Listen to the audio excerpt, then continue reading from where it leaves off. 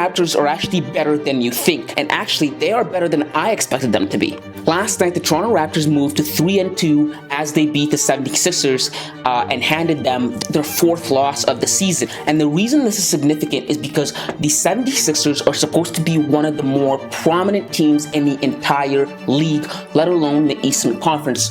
They're supposed to be one of the title contenders or one of the big names like the Brooklyn Nets, the Milwaukee Bucks, or the Boston Celtics. And furthermore, this is the same 76ers team that knocked the Toronto Raptors out of the playoffs last May. So to me, this is significant because either one or two things has happened here.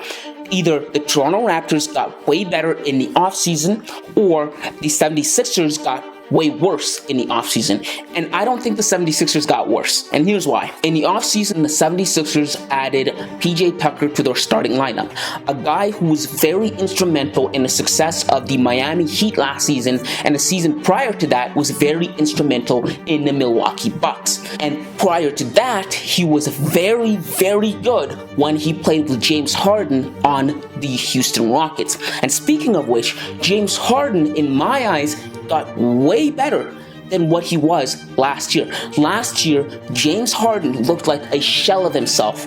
He looked like he was washed. Everyone called him washed. I called him washed.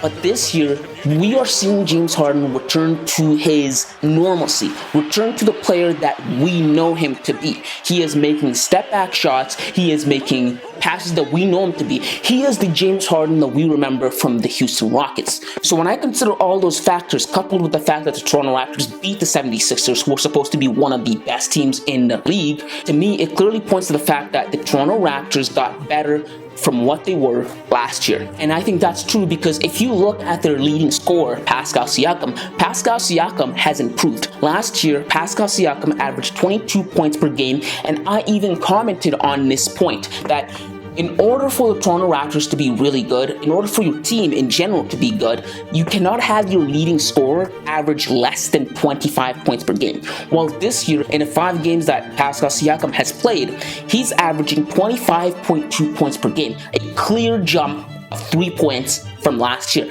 Now, I understand it's only been 5 games, and comparing a full season to 5 games isn't the same, but still, when I look at Pascal Siakam, it's clear to me that he's playing well and playing better than his play last year. And furthermore, that goes for the rest of the team. Gary Trent Jr. last night was the leading scorer on the floor against the 76ers.